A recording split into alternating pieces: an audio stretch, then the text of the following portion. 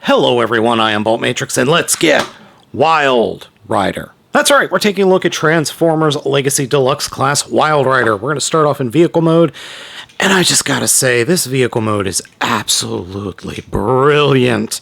It is beautiful, it feels good in the hand, it looks good, it's just solid. Oh, it's so good. One word of warning for those paint snobs among you, and myself included, the entire top roof is clear plastic painted with the same coloring that the rest of the body is painted in.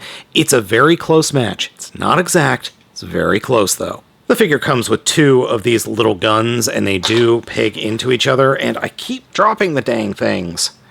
So they are pegging into each other like so, and then they do peg into the back of the vehicle mode like this, and it works very, very well. Size comparison with Drag Strip. Drag Strip is a bit longer than Wildrider, but Wildrider is just a smidge taller.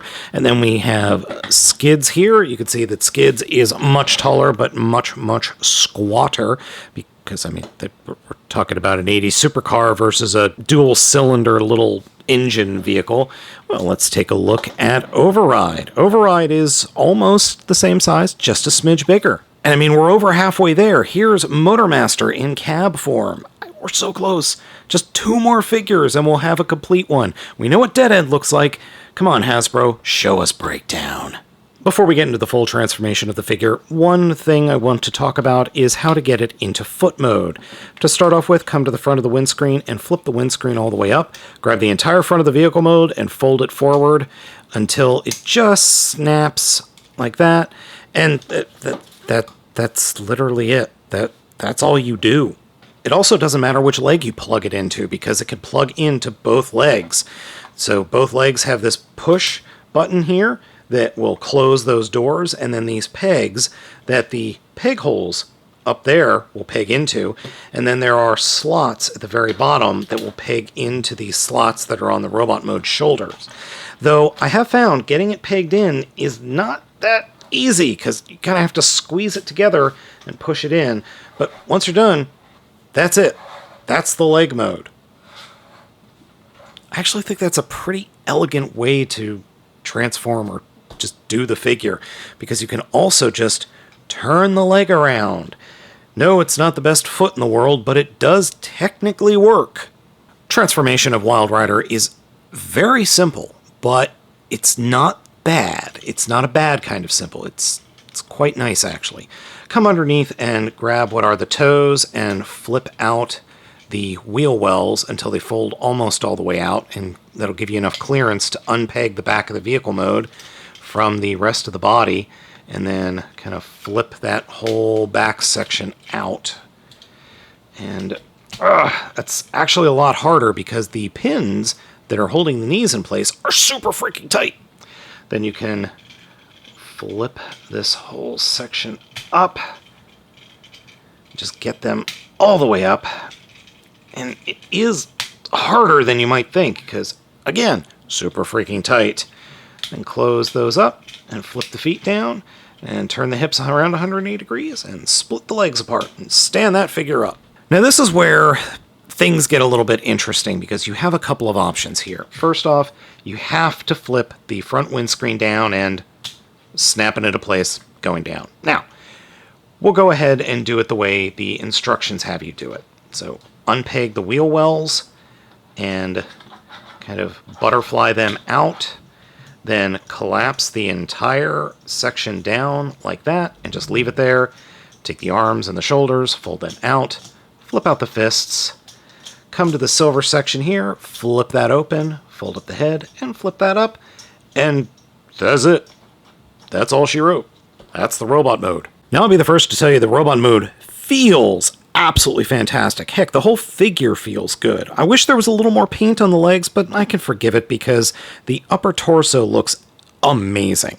That head sculpt is perfect. That is exactly G1 Wildrider. And overall, the figure looks pretty darn good, and the way I've got things laid out, it looks like he's got a half a cape on, which I am okay with.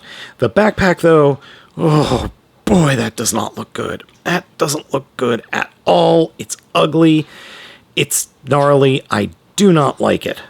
But you can kind of make it a little bit better.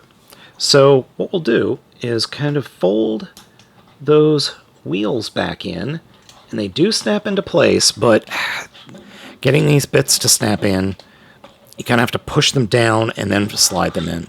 So you end up with an entire chunk very similar to the Combiner Wars figures.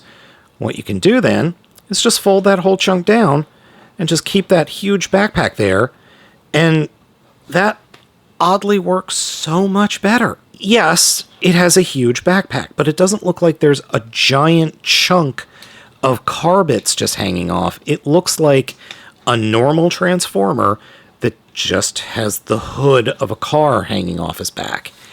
And oddly enough, I'm okay with this more than I am with the way that the directions want you to transform it. Yeah, I know I'm weird, but this to me works better.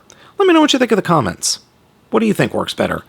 That way or that way? And there's one other wrinkle you can throw into it, is bring that up, push the hood all the way up, flip it upside down, and now you can bring the fronts of the car mode. You gotta be a little bit forceful, and you can have it hanging off like that. No, I don't think that works as well, and it also makes the figure incredibly back heavy. Come on, fall over. You were doing that earlier. There we go. Wildrider's posability is pretty good. Head is on a swivel. Hinge and swivel in the shoulder. Swivel at the upper arm. Elbow 90 degrees. Fists, unfortunately, do not articulate. I would have loved there to be a swivel there. Swivel at the hips for the transformation. Then swivels and hinges for the legs. Swivel at the thigh. Bend at the knees 90 degrees. Then there is the ankle rocker, which goes off at a weird angle, but who cares? Oh, and it does also go forward and back. Well, forward at least, not so much back. Wildrider scales perfectly to the rest of the Stunticons. Of course, Motormaster is going to be bigger, and I only have one other Stunticon. Don't have Dead End yet. Hoping to get him soon. Wildrider's fantastic. All of my fears are just out the window. Wildrider is hands down fantastic. This whole set continues to be real good. Like, really good. Dragstrip was great. Motormaster's great. Wildrider is great. Yeah, I thought I was going to hate Wildrider. I thought the backpack was going to be hideous and just off-putting and terrible. Nope, I was wrong. It's just a solid, good figure. So yeah, pick this one up. So folks, I got this over at the Hasbro Pulse. Let me know what you think of it down in the comments. Thank you so much for watching. I have been Baltmatrix, and I'll catch you all next time.